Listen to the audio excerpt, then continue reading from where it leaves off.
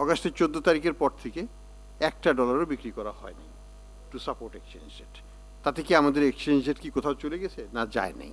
Policy দুটো ছিল। একটা পলিসি ছিল যে একটা ডলারও বিক্রি করব না, এবং এখন পর্যন্ত I will say Bangladesh bank থেকে in support of exchange rate regime অগাস্টের 14 তারিখের পর থেকে একটা ডলারও বিক্রি করা হয়নি to support exchange rate.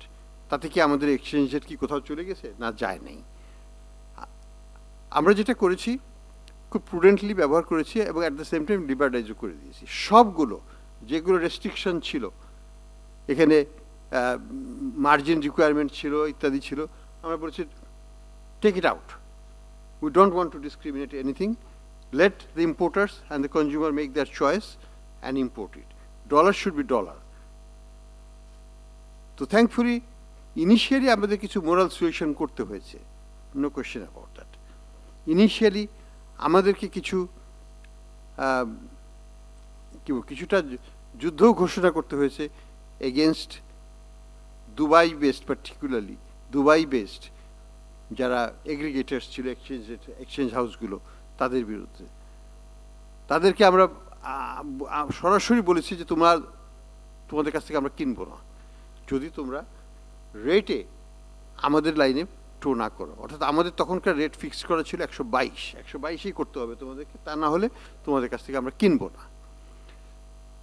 They even went all the way to different embassies, অমুক তমুক সবই করেছে, তারা চাপ সৃষ্টি করেছে যে কেন আমরা কিনছি না, কেন ডিসক্রিমিনেট। আমি বলছি ডিসক্রিমিনেশনের কিছু নাই।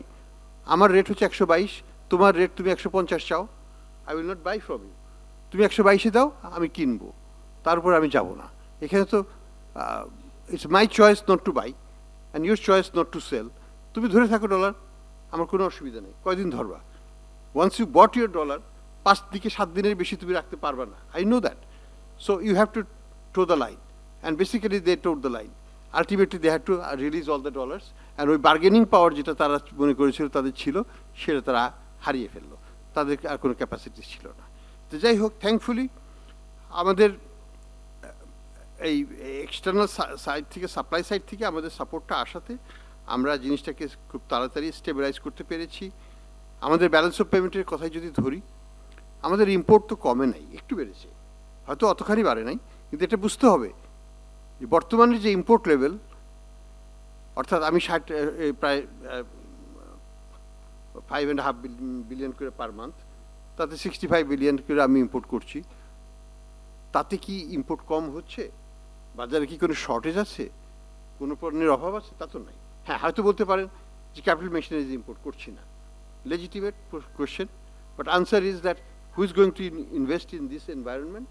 আমাকে তো স্টেবিলিটিটা আনতে হবে। আমার স্টেবিলিটি ওর আর্থিক খাতে কেবল এসেছে, রাজনৈতিক খাতে তো এখনো আসে নাই, সিকিউরিটি সিচুয়েশনও তো এখনো আনস্টেবল।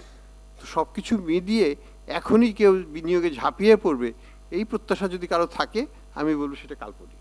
কাজে আমাকে বাস্তবসম্মত হতে হবে। আমি যেটা বলবো যে বিনিয়োগ, ফরেন ইনভেস্টমেন্ট, এগুলো সবই কিন্তু পাইপলাইনে আমরা দেখতে পাচ্ছি। দেয়ার আর পজিটিভ সাইন্স অফ দ্যাট, কিন্তু আরেকটু সময় লাগবে। সামনেই ইলেকশন, এই মুহূর্তে হয়তো বড় কেউ বিনিয়োগকারী আসতে চাইবে না, বিদেশি বিনিয়োগকারীরাও আসতে চাইবে না।